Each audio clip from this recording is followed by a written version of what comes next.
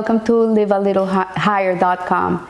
This week we celebrate the holiday of Lag BaOmer, which is on the 33rd day of the Omer, the 18th of Iyar. It's a very, very special day. And the Bnei Issachar writes, it was confirmed to us from people who tell only the truth that the Tzion of Reb Shimon Bar Yochai, the Hilula, the Yurtzai, the day of his passing, which is on Lag BaOmer, is a very joyful day. It's a supra-rational, joyful day. And so there's a question here that we celebrate Lag BaOmer. Why should we be happy on Lag BaOmer? It's a mitzvah on Lag BaOmer to be supra-rationally happy.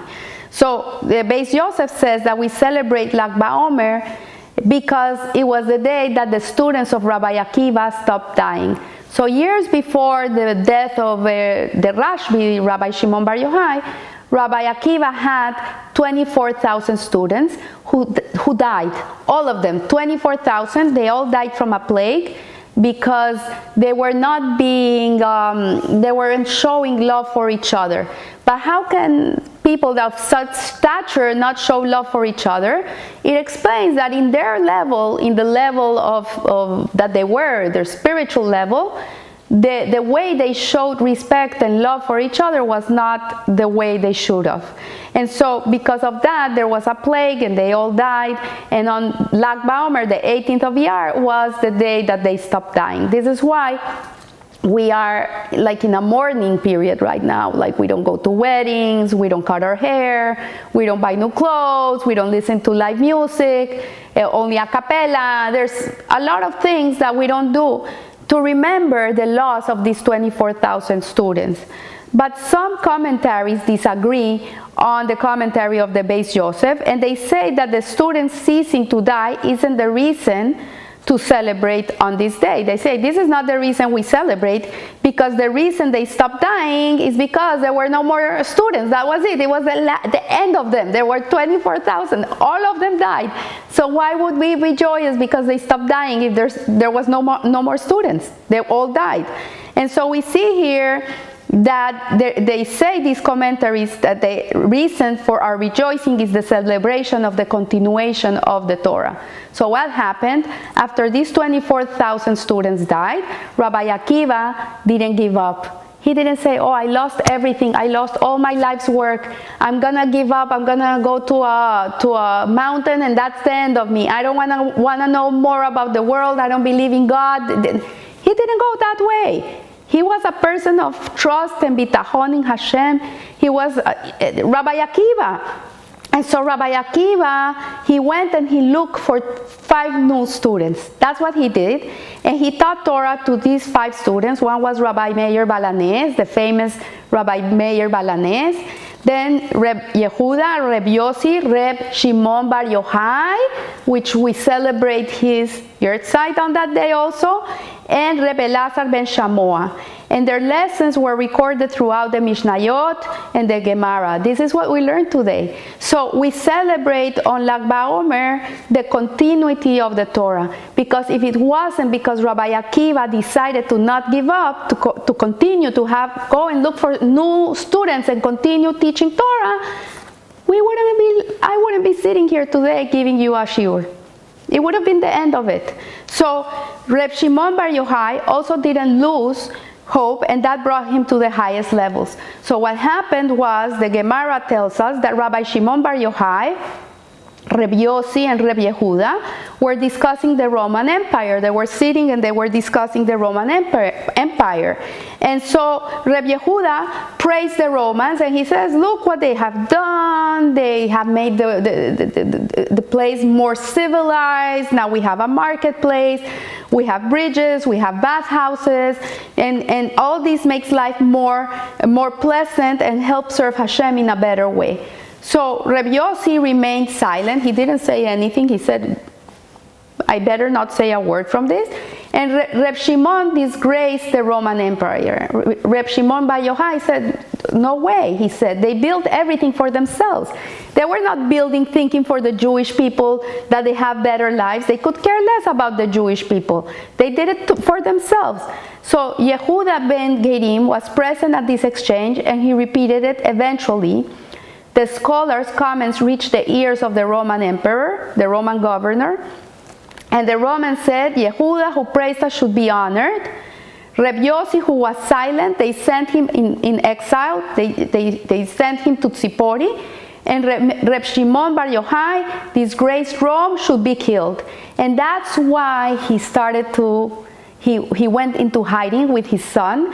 He went with his son, and they hid in the Beit Midrash, in the synagogue, and the wife of Reb Shimon Bar Yochai would bring him food and clothes and everything. But suddenly they realized that they were really looking for them, and he said, you know what, if we stay here, they're gonna take my wife and they're gonna treat her horrible until she opens her mouth and she says where we are, so we have to go. And that's how Reb Shimon and Reb Elazar, his son, lived for 13 years in a cave. They came to this cave, and this cave had a well in front of it, a well of water, which they drank for 13 years, and there was a carob tree, and this is what sustained them for 13 years. And what they would do is they would take off their clothes during the day, they would bury themselves in the sand to learn Torah, so the clothes would last them 13 years. They didn't know how long they would be there. And they learned the Torah, and it says that the prophet Eliyahu would come and he would teach them the whole Zohar. And that is how we got the Zohar. This is why we can learn Kabbalah, Hasidut, all these well springs of Torah, because Reb Shimon Bar Yochai and his son Elazar brought it down to the world in this state that they were in. So we learn from Reb Akiva and Reb Shimon never to despair. This is the lesson here, that a Jew should never lose hope, a Jew should never despair. We should know that in the darkest times of our lives are when the most incredible things come into light. Like, you know, they say after a pandemic, the amount of creativity that comes into the world is not normal. And we're seeing it. The creativity around us is not normal in every sense of the way. People, the way they're teaching their kids today, how they're running their homes, people become creative. So in darkness, light comes through. So we learn from Reb Akiva and Reb Shimon never to despair. Sometimes we feel like failures, that nothing significant will ever happen or come to us in our lives. But we have to remember what happened to Reb Akiva and to Rashbi. And they never gave up, and they continued. And Reb Shimon Bar Yochai did when he had to escape and live in a cave. He didn't lose hope, and this brought to him to the highest levels. And so when he came back, when he was able to leave this cave, because he heard that the Roman Empire had come down, and he was able to come down, that emperor that was looking for him was gone, was dead, and his whatever they were going to do to him was annulled. He came out with his son, and what happened is that the son of Shimon Bar Yochai, Reb Elazar, everything he saw with his eyes would burn. People, houses, because he couldn't believe that there was a material world. They had been in such a spiritual cocoon for 13 years that when they saw people doing the materialistic way of life, working for a living, washing clothes in the marketplace, when they saw this, that the son couldn't control his eyesight, and he would burn everything around them. And so they were sent to the cave one more year. Hashem, a voice came from heaven, said, you're not ready to come out. You have to appease yourselves and realize that Hashem runs the world. And so there's a story that Rabbi Shimon Bar Yochai used to say, that he said that when they were hiding in a cave and they saw that there was a voice that came from the heaven, and it announced free the bird. So someone had trapped a bird, and he heard this voice from heaven that said free the bird, and suddenly the bird went free. And then he saw that the same Baskol, the same voice that came from heaven, would say, capture the bird. And the person was able to capture the bird. So he realized that unless it was not decreed by heaven, the Romans could never capture him. He could be walking the streets. If it was not decreed from heaven that he would be captured, he would not be captured. It didn't matter where he was. So that's what he learned from this, and that's when Rabbi Shimon realized that the Romans can't harm him if it's not a decree from God. And this is a very important lesson. It's also contained in the parasha this week, that nothing happens to us if it's not comes from Hashem. Hashem decrees everything. Not a blade of grass grows if Hashem doesn't decree that blade of grass grows. And so Rabbi Shimon Bar Yochai learned to focus on the good deeds and the virtues of the people of Israel. He started to look only at the good of people, to see every little thing that they did good, everything they did to do a mitzvah. Jewish people love to do mitzvahs. Even if they're not religious, they're always running to do a mitzvah. If they hear someone is in trouble, they all run to help that person. If they see a family needs money, everybody pitches in to help that family. If they hear someone needs prayers, they all sit down and do tehillim for hours. So he realized that they don't deserve to be punished. This is how Reb Shimon saves us from harsh judgment.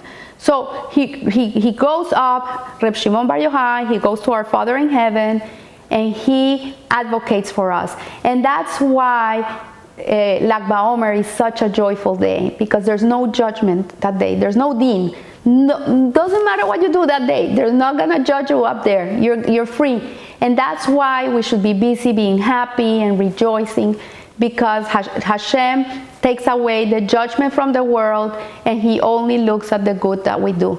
He's all there looking at all the good that the Jewish people do. He doesn't look, he turns the eye the other way. He's not looking at anything bad that we do.